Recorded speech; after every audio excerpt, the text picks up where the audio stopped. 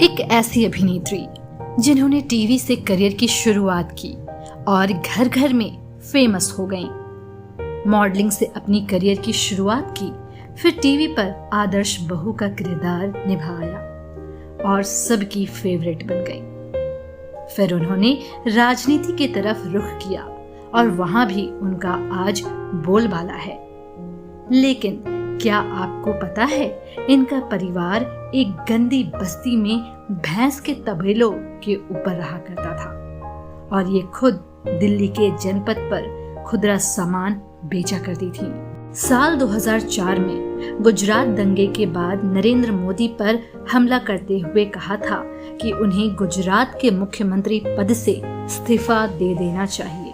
क्या आप यकीन करेंगे, इनके ऊपर अपने दोस्त को धोखा देने, अपने दोस्त के अमीर पति को अपने प्यार के जाल में फंसाकर शादी करने का आरोप लगाया गया है। तो चलिए जानते हैं इनकी जिंदगी की कहानी। हम बात कर रहे हैं यहाँ पर स्मृति ईरानी के बारे में। स्मृति ईरानी का असल नाम स्मृति मल्होत्रा है। शादी के बाद स्मृति ने अपना नाम स्मृति ईरानी रख लिया। स्मृति ईरानी का जन्म एक लोअर मिडिल क्लास फैमिली में हुई थी। काफी कम उम्र से ही अपने फैमिली को फाइनेंशियली सपोर्ट करने के लिए दिल्ली के जनपद पर सामान बेचा करती। तभी स्मृति के कुछ दोस्तों ने सलाह दी कि स्मृति को मॉडलिंग की तरफ रुख करना चाहिए, लेकिन स्मृति के पिता को इनका मॉडलिंग करना पसंद नहीं था। लेकिन स्मृति कुछ पैसा लेकर अपने घर से निकलकर मुंबई आ गई। 1998 में स्मृति को सिंगर मिका सिंह के साथ एक गाने में मौका मिला। स्मृति ने मुंबई में रहने का मन बना लिया, लेकिन मुंबई में रहना इतना आसान नहीं था। इसीलिए स्मृति ने पैसे कमाने का सोचा।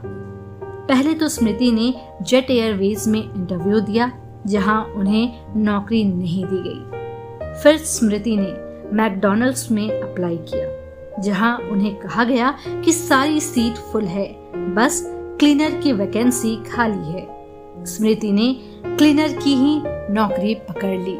साथ ही साथ स्मृति ने एंटरटेनमेंट इंडस्ट्री में भी ऑडिशन देना शुरू कर दिया। स्मृति को स्टार प्लस के एक टीवी सीरियल में काम करने का मौका मिला। स्मृति को स्टार प्लस में एक टीवी सीरियल में काम करने का मौका मिला, जो इनका पहला सीरियल था, आतिश।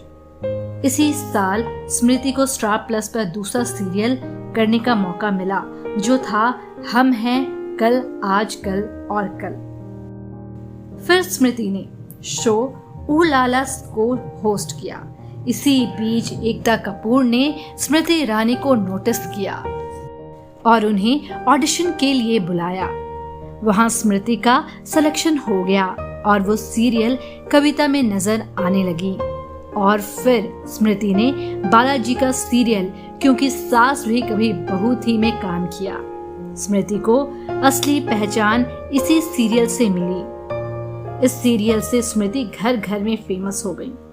जहां एक तरफ स्मृति ईरानी को बड़ी बजट की सीरियल मिली, तो वहीं दूसरी तरफ स्मृति ने असल जिंदगी में शादी कर ली और ये शादी काफी विवादित रही।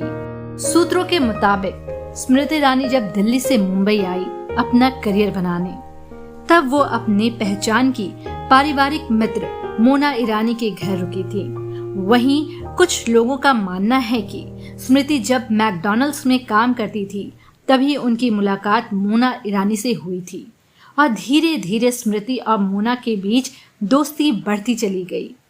मोना ने जब स्मृति की स्थिति देखी, तो उन्होंने उन्हें अपने घर में रहने का ऑफर दिया और स्मृति ईरानी ने इस ऑफर को स्वीकार कर लिया और वो मोना ईरानी के घर में रहने लगी।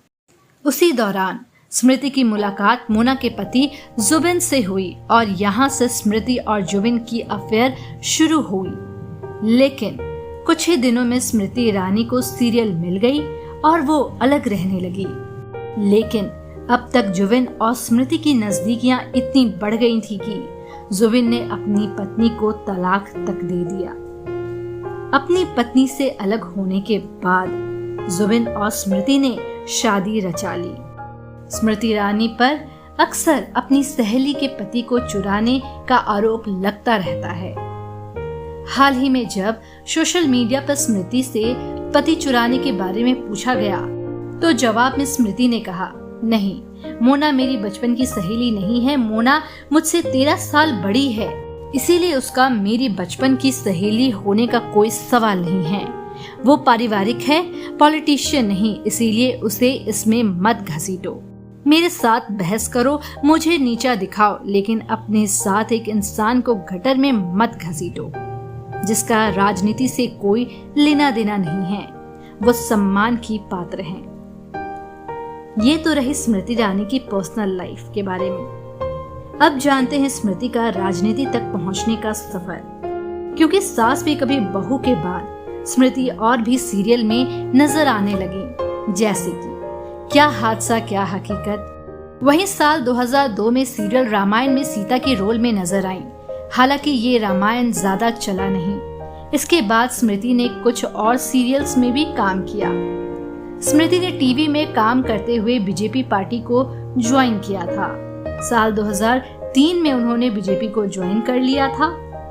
स्मृति पार्टी के लिए काम करती रही और साल 2010 में भाजपा पार्टी की महिला विंग की प्रेसिडेंट बन गई। स्मृति पार्टी में अपनी जगह बनाती चली गई। साल 2014 में स्मृति को राहुल गांधी के खिलाफ अमेठी में उतारा गया।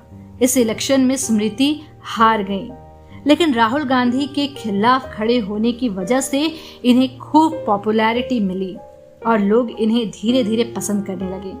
फिर साल 2019 में स्मृति ईरानी ने अमेठी में राहुल गांधी को हरा दिया और देश में पसंद की जाने लगी। इस तरह स्मृति ईरानी मॉडलिंग से टीवी और टीवी से राजनीति में अपना बोलबाला बनाई। अगर आपको मेरी वीडियो अच्छी लगी हो तो चैनल को सब्सक्राइब जरूर करें। वीडियो को लाइक शेयर करना ना भूलें।